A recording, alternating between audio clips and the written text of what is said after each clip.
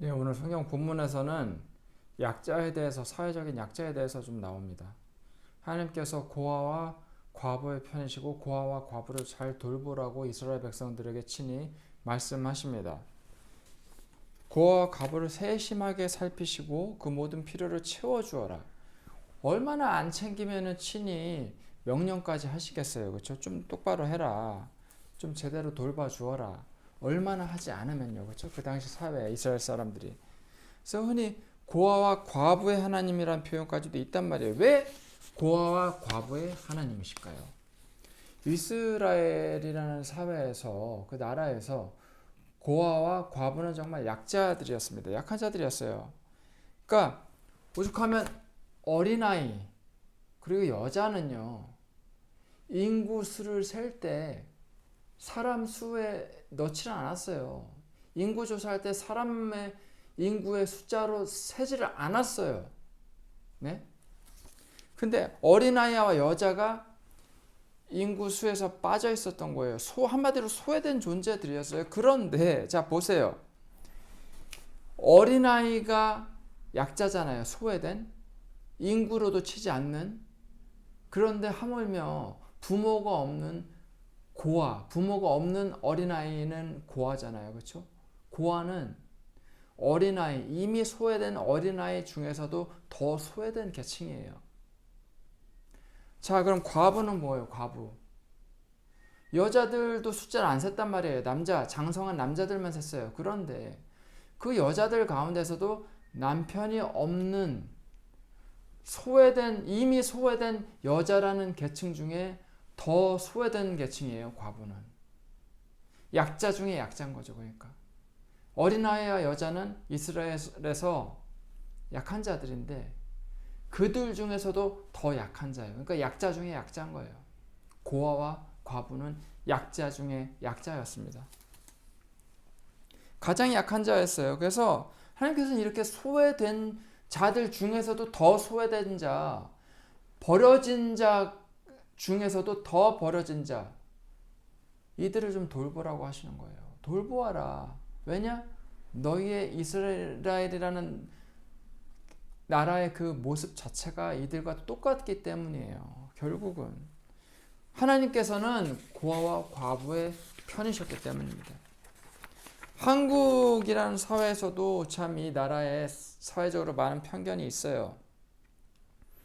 한국은 사회 정의에 대한 부분이 참 약해요.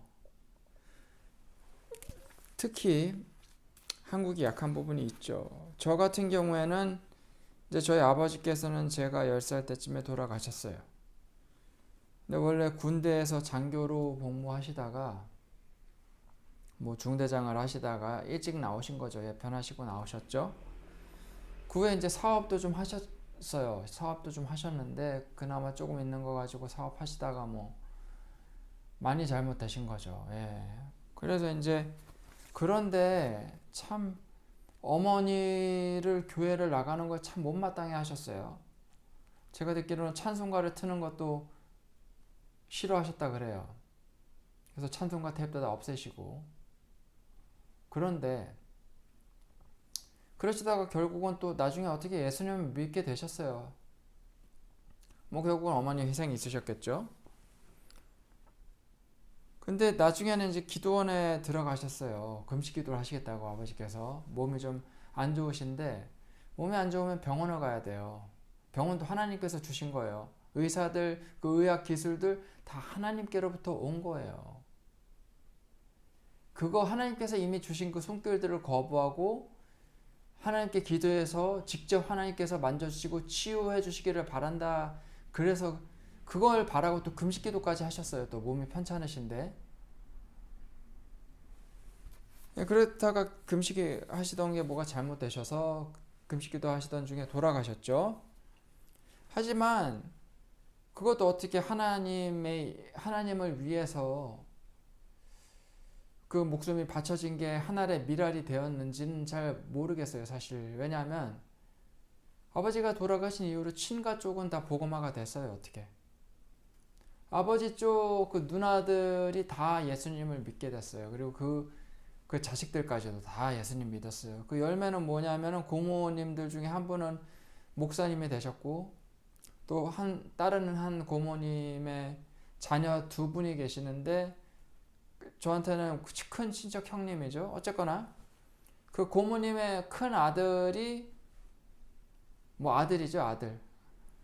그리고 큰 딸이 있고 그 누나는 고모님의 큰 딸은 지금 목사님하고 결혼하셔서 지금 일본에 온 가족이 지금 선교를 가셨어요. 선교사로. 그리고 그 형은 키르기즈스탄에 지금 선교사로 가 계세요. 가족들하고 같이 다 있죠. 그리고 다 예수님을 믿으세요. 어쨌거나 그 친가 쪽은 어쨌거나 그렇게 됐어요. 저희 외가 쪽은 아직 아닌데 친가 쪽은 뭐 그렇게 됐어요. 그것도 열매죠. 먼저 예수님을 어머니가 믿으셨는데 어머니를 믿지 않도록 어머니가 교회 못 가도록 핍박을 하셨고 아버지가 그러던 중에 예수님 믿고 그래서 또 금식기도 믿음이 너무 좋으셔서 또 기도 많이 하시다가 돌아가시고 그렇죠? 어쨌거나 그 돌아가신 후에 복음화가 됐어요. 많은 열매죠. 지금 어쨌거나 중요한 건 어머니와 제가 살아가면서 어머니는 그래도 기술이 있으셨기 때문에 뭐 옷을 만드셨어요. 그래서 옷을 만드셔서 저와 어머니가 생활을 했죠.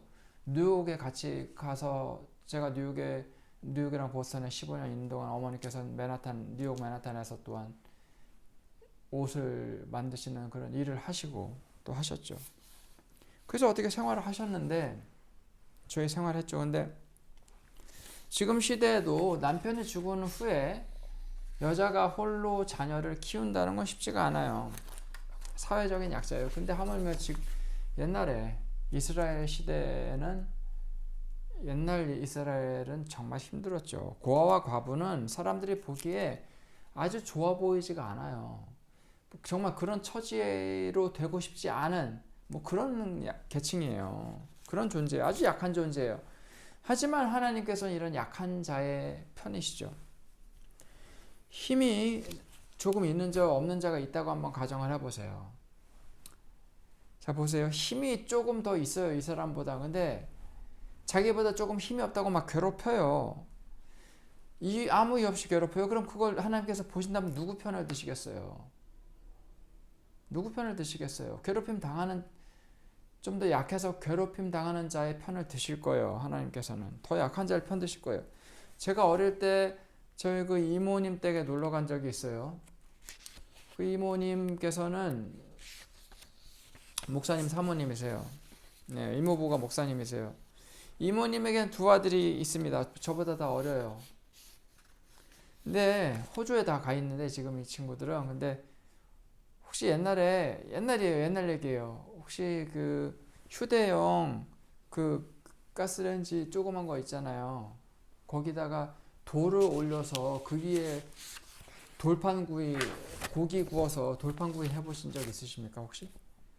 옛날에는 뭐 그렇게도 했던 것 같아요. 근데 그 이모님께서 돌구이를 해주시겠다고 저희 힘없고 약한 이 어린아이들에게 초등학생들에게 그땐 국민학생이었죠. 돌을 가지고 오래요. 돌구이를 해먹겠대요. 그러니까 돌 좀 예쁜 거, 큰 거 좀 들고 오래요. 그래서 제가 나이가 그나마 제일 많으니까 힘에 제일 그나마 아무리 약한 어린애들 중에서도 제가 제일 나이가 있었으니까 제일 큰 돌을 가지고 왔어요. 힘이 있어서. 근데 그 아이들은 저보다 나이 2살 어린 그 친척 동생은 저보다 조금 더 작은 돌, 그리고 가장 나이 어린 저보다 4살 어린 그 친척 동생은 제일 작은 돌을 주셨어요. 그래서 가지고 갔는데 또 저희 딴에는 저랑 2살 차이 나는 애랑 제가 작은 제일 어린 애한테 그렇게 돌이 작아서 그거 어떻게 쓰겠냐 막 뭐라 그런 거예요. 또 구박을 한 거죠. 또 약하다고. 그래서 이모가 그걸 보시고는 저희가 들고 간 게 더 컸는데도 저희가 들고 간 거를 안 쓰시고는 막내 아이가 제일 조그만 아이가 들고 간 제일 작은 돌을 써서 고기를 구웠어요. 그래서 고기를 구우셨어요. 정말 맛있었는데 어쨌거나 막내 아이가 가져온 것이 가장 예쁘다면서 그 돌만 써서 고기를 구워줬어요. 왜냐하면 지금 와서 생각해 보니까 그 이모의 심정이 이해가 가요. 이 조그만 애들이 자기가 보기에도 이모가 보기에도 훨씬 정말 약한 아이들이 다 구만구만해요. 힘이 있어봤자 서로 얼마나 더 힘이 있어요. 근데 모두 다 자기가 보기에 다 힘없는 어린애들이 자기보다 제일 못한 제일 어리고 힘없는 약한 애를 구박하는 게 보기 싫었던 거예요. 이모가 분명히 보기 싫었겠죠. 내가 보기에는 어린이 보기에는 정말 저 조그만 것들이 힘없는 것들이 자기보다 더 힘없는 애를 구박하고 업신여기는 게 보기 싫었던 거예요. 근데 이게 하나님의 시선이에요. 하나님께서 보시기에 인간이 아무리 힘이 있고 권세가 있고 능력이 있고 그래도 하나님 보시기에 다 어린아이 같아요. 뭐 힘이 있다고 자랑할 게 뭐가 있어요, 인간이. 그쵸? 조금 더 가졌다고, 조금 더 힘이 있다고, 자기보다 약한 자 무시하는 그 모습 하나님께서 보시면은 가소롭겠죠. 하나님 보시기엔 정말 저희는 다 어린아이 같이 약한 존재들이니까요. 하나님께서 보시기에 부자든 뭐 대통령이든 왕이든 하나님 앞에서는 다 연약한 존재들이에요. 인간 훅 불면은 나라가 없어질 티끌만도 못한 정말 티끌 같은 존재들이에요. 그렇죠? 먼지 같은 존재들이에요. 하나님께서 훅 부시면 흙으로 돌아갈 존재들이에요. 그렇죠?